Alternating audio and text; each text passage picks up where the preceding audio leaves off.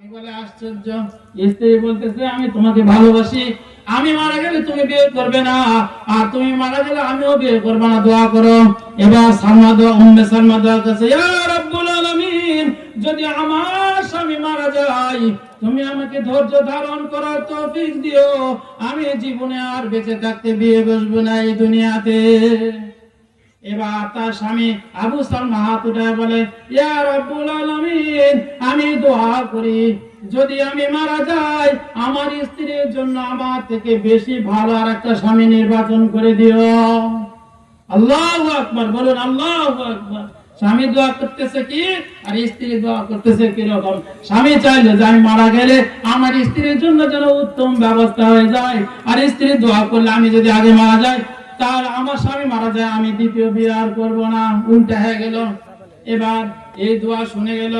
এবার যখন উম্মে সালমা মারা গেল, উম্মে সালমা এই সময় উম্মে সালমার স্বামী আবু সালমা যখন মারা গেল, মারা যাওয়ার পরে ইদ্দত পালন করার পরে উম্মে সালমা বলে, ইন্না লিল্লাহি ওয়া ইন্না ইলাইহি রাজিউন। এই দোয়া পড়া হয় কিনা বলেন? আমরা পড়ি কিনা? কেউ মারা গেলে পড়ি তো?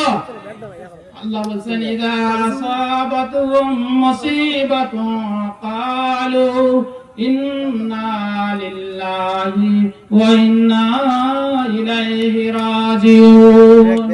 হুজুর সাল্লাল্লাহু আলাইহি সাল্লাম কে আয়েশা রাদিয়াল্লাহু তাআলা আনহা জিজ্ঞাসা করেছিলেন, ইয়া রাসূলুল্লাহ, আমার ইয়া ফাতিমা রাদিয়াল্লাহু তাআলা আনহা জিজ্ঞাসা করেছিলেন যে আমার বাবা, হে আল্লাহর নবী, কোন মানুষ যদি মারা যায় তাহলে ইন্না লিল্লাহি যদি আমরা পড়ি তাহলে আমাদের কি হবে?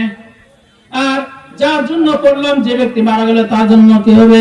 বলে, ফাতেমা শোনো, কেউ যদি মারা যায় আর মারা যাওয়ার সংবাদ খবর শোনার পরে ইন্না লিল্লাহি ওয়া ইন্না ইলাইহি রাজিউন পরে যে ব্যক্তি পড়বে তার জন্য সওয়াব দেওয়া হবে, আর যার জন্য যে মুর্দারের জন্য পড়বে তার অন্তরাত্মাকে আল্লাহ তাআলা শান্তিময় করে দিবেন। বলুন সুবহানাল্লাহ।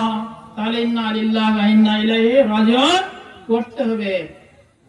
এবার উম্মে সালমা বলে, যখন আমার স্বামী মারা গেল আমি ইন্না লিল্লাহি ওয়া ইন্না ইলাইহি রাজিউন পড়লাম, এরপর ওই দোয়াটি পড়লাম, আল্লাহুম্মা আজিরনি ফি মুসিবাতি ওয়াখলুফ লি খায়রাম মিনহা। এই দোয়াটি আপনারা পড়বেন। যারা পড়বেন আল্লাহ রাব্বুল আলামিন কঠিন মুসিবত থেকে হেফাজত করবে। মানুষ নিরুপায় হয় তিন প্রকার। এক প্রকার অবুঝ শিশু বাচ্চা, এরা বড় কষ্টে থাকে। আর একটা কষ্ট হলো যারা বেকার, তারা কষ্টে থাকে। আর এক প্রকার হলো বৃদ্ধ, আর এক প্রকার বৃদ্ধা, বিধবা, বিপত্নিক, এই জাতীয় লোকেরা কষ্টে থাকে।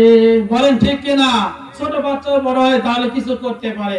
যারা বেকার আছে, যুবক, তারা কোনো ব্যবসা বাণিজ্য করতে পারে, চাকরি করতে পারে, কিন্তু যারা বৃদ্ধ হয়ে গেছে তারা আর কিছু করতে পারে না। তাদের জন্য এই দোয়াটা পড়লে আল্লাহ তাআলা উত্তম সঙ্গী দিতে পারেন। এই জন্য দোয়া পড়বেন, আল্লাহুম্মা আজিরনি ফি মুসিবাতি ওয়াখলুফ লি খায়রাম মিনহা।